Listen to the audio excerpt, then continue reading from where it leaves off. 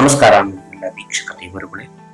ಇಂದಿನ ಈ ವಿಡಿಯೋದಲ್ಲಿ ನಾನು ಕಾಡನೂರು ಗ್ರಾಮದಲ್ಲಿ ನೆಲೆಯಾಗಿರುವಂತಹ ಸೋಮನಾಥೇಶ್ವರ ಸ್ವಾಮಿ ದೇವಸ್ಥಾನದಲ್ಲಿ ನಡೆಯಬಹುದಾದಂತಹ ಕಾಡನೂರೀಶ್ವರಿ ದೇವಿ ಸಮೇತ ಪರಿವಾರ ದೇವತೆಗಳ ಪ್ರತಿಷ್ಠಾಪನೆ, ಅಂದರೆ ಪ್ರಾಣ ಪ್ರತಿಷ್ಠಾಪನೆ ಮತ್ತು ಮಹಾಕುಂಭಾಭಿಷೇಕದ ಬಗ್ಗೆ ವಿವರಣೆ ನೀಡಲು ಈ ವಿಡಿಯೋವನ್ನ ಮಾಡುತ್ತಿದ್ದೇನೆ.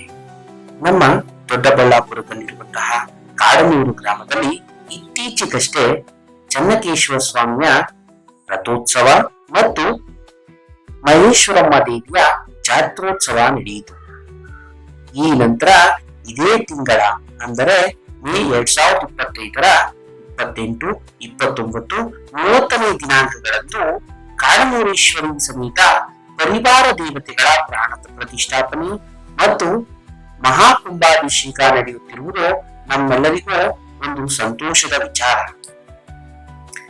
ಈ ವಿಚಾರದಲ್ಲಿ ಇನ್ನೊಂದು ವಿಷಯವೇನೆಂದರೆ, ಅದೇ 28, 29, 30ನೇ ದಿನಾಂಕಗಳಂದು ಅನ್ನಪೂರ್ಣೇಶ್ವರಿ ಛತ್ರವನ್ನು ಕೂಡ ಶ್ರೀ ಶ್ರೀ ಶ್ರೀ ನಿರ್ಮಲಾನಂದ ಸ್ವಾಮೀಜಿಗಳು ಬಂದು ಉದ್ಘಾಟಿಸುತ್ತಿರುವುದು ನಮ್ಮೆಲ್ಲರಿಗೂ ಒಂದು ಆಶೀರ್ವಾದದಂತೆಯೇ ಸರಿ.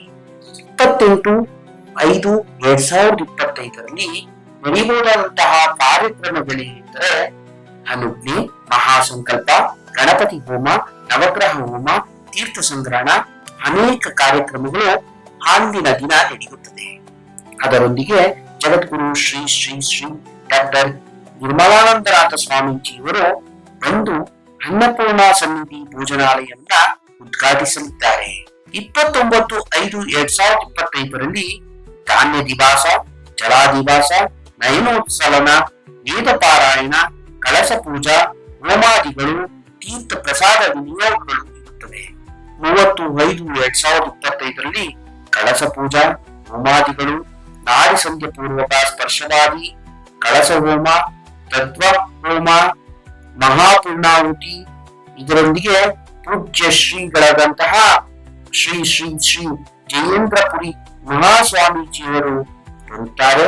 ಅವರು ಮಹಾಗೋಪುರದ ಕಳಸ ಕುಂಭಾಭಿಷೇಕದಲ್ಲಿ ಭಾಗವಹಿಸಿ ಆಶೀರ್ವಚನವನ್ನು ಕೂಡ ನೀಡಲಿದ್ದಾರೆ.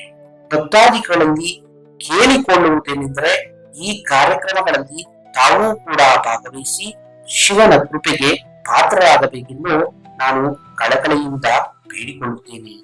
ಇಲ್ಲಿ ಬೆಳಿಗ್ಗೆ ಫಲಹಾರ, ಮಧ್ಯಾಹ್ನ ಊಟ ಮತ್ತು ರಾತ್ರಿ ಊಟದ ವ್ಯವಸ್ಥೆಯನ್ನು ಭಕ್ತಾದಿಗಳಿಗೆ ಮಾಡಿದ್ದಾರೆ.